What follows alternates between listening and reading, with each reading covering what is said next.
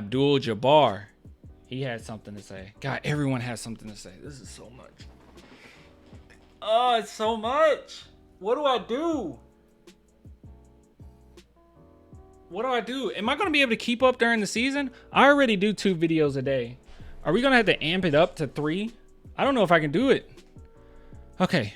Big shout out to Eric again for sending this to me. Nothing incredible, but a small Jabbar take on Wemby. Okay. Is this a short or something? Victor. 5 minutes. US Today Sports. Is this copyrighted? I have no idea. Can we speed it up? Let's speed it up just in case. And then let's turn this music off because it's not like they got music. Learns how to get the shot off early enough. There's not going to be anybody that can really stop him from shooting that shot. Everyone brings up the skyhook. And have we seen a proper skyhook in like forever? We don't see skyhooks at all, dude. But people always bring it up like, oh, if he get the skyhook down, which is true, but it's like no one uses that shot. It's now a 3-point shooting league, it seems, and maybe guys like Steph Curry somewhat to blame for this, inspiring a young generation of players to basically shoot from anywhere. But do you personally enjoy watching the game the way it's played now? It is Steph Curry's fault. With all the shooting that's going on? Well, I remember when I was playing, if there were 7, if my team took 7 3-point shots, that was a lot. You know, we wanted to get as close as we could and get the ball in the hoop. Yeah. And now, you know, that extra point means a lot to the way the game is played now. So, you know, you have to ask people, you know, if that makes sense or not. You know, the fans seem to enjoy it, you know, and as long as the fans are enjoying it and got guys that can go either way, that I think that makes the game more interesting. And good job not taking like the typical old head approach on this. Good job, Kareem. Kareem's always good with stuff like this, man. Because I'm not crazy about the whole back in my day it was real basketball and now this isn't real, but we just do it. It's like, yeah, there's some bad like basketball IQs out there. There's some guys going out there jacking up shots, and it doesn't look pretty. But you know what? Every single team that wins the championship, they're playing good basketball at the end of the day. While Steph Curry is kind of the pioneer of all of this, for the NBA to get to this point, he changed everything.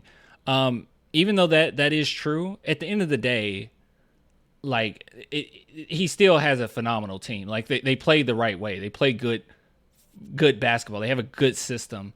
And guys that win championships, teams that win championships, it's always a really good system, and they're playing the right way. So I'm not. It's okay. Yeah. It makes the fans have to learn a little bit more about what can happen on the court.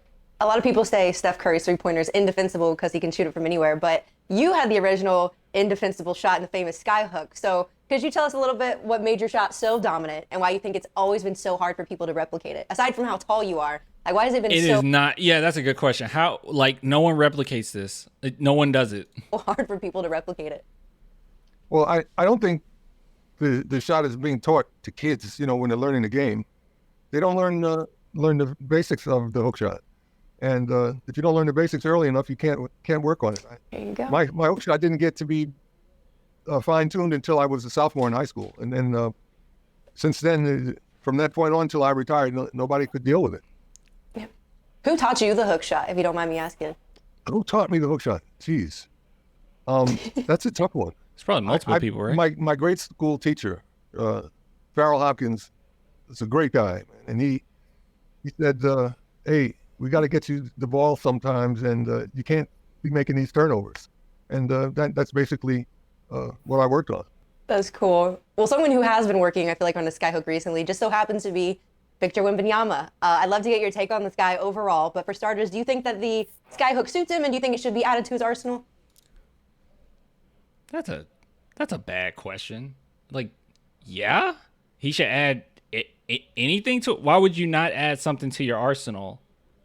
Why would you not? Yeah, he should. Also, I don't know. That might be a little overblown. I mean, we cover Wemby immensely, and I don't think. I mean, there's been an article or whatever, but I don't think this has been something that he's been completely keyed in on necessarily. This is brought up like once. I don't know. Oh yeah, if Victor develops the touch, he's going to be out there shooting. He's just shooting all over everybody. What can you do? He's I mean, how tall is he now? 7'4" or 5? He's insanely tall. You can't get to the shot in time to block it legally. You can wait till it's starting to descend toward the hoop, and that's goaltending. But if Victor learns how to get the shot off early enough, there's not going to be anybody that can really stop him from shooting that shot. It just depends at that point on whether or not he can make that shot. If you're on the phone with him right now, what would be a piece of advice you'd give him as he starts this NBA journey with all these high Kareem already talked to Wemby, didn't he? expectations for him? Well, I tell him not to get too excited about when things don't work, because you have to work on them for a while before they smooth out. And the difference between the amateur game and the pro game is it's going to test him a little bit in his first year. But if he has the fundamental skills, he'll adjust and be a great player. I've never ever seen. That's a really good point, Muhammad. He says Wemby doesn't have yet good footwork for back to the basket move like Skyhook. That is true too. He doesn't have really a good post move framework right now, or post move fundamentals right now. So yeah, and nor does he really have the strength to get in position to make that work. Yeah, I agree. And play. So I'm just like the rest of the basketball world. I'm anxious to see what he can do on the court. One last question for you. Who was your favorite player to watch of all time? Pure enjoyment. Doesn't have Michael Jordan. to be the greatest of all time, but for you, who is your favorite player to watch? Oh, Larry Bird. man, that's a tough one, man. Magic Johnson. I got to see Kobe play, and Kobe was awesome. I played with Oscar. Oscar was awesome. I played with Magic. Magic was awesome. Jeez. How do you make it? That's There's true. too many different ways to skin a cat, and they all had their own style. And Who created that? Who created that phrase? I need to meet this person. Whoever created the phrase, there's multiple ways to skin a cat. Me as a cat owner, it really hurts to hear that. It makes me sick to my stomach. Who created that? Why is that a saying? We're looking it up after this. effectiveness. So let's give them some did July? Banned. credit for the time that they played, and we're going to have to let it go at that. Okay, great stuff from Kareem as always. He's always insightful. Hold on. Who created different ways to skin a cat? Who was this monster that did this? Okay, in 1840, American humorist Seba Smith indicated as much in her short story, The Money Diggers, when she wrote, "As it is said, there are more ways than one to skin a cat. So are there more ways than one of digging for money?" Why is this so hard to read? Hold on, Clan, come on, pay attention. As it is said, there are more ways than one to skin a cat. So are there more ways than one of digging for money?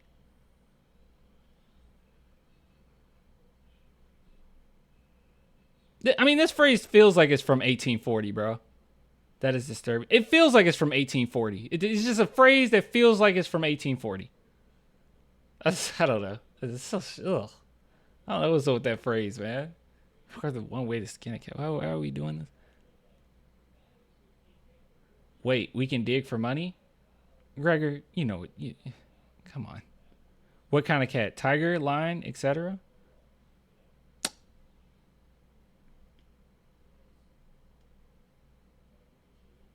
You know, in 1840, all cats were lions, actually.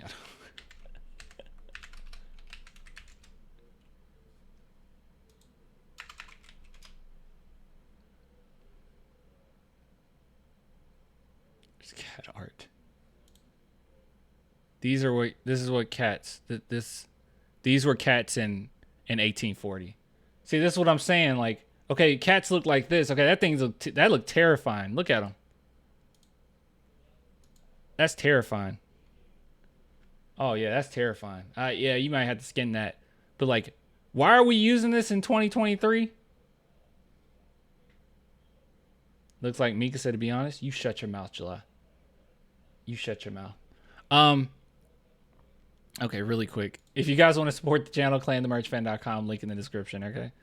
Link in the description. It helps me pay for cat food for my cat. And I could not fathom skinning her. That's dreadful. That's terrible. God awful even. So yeah. I don't know. Just a weird phrase.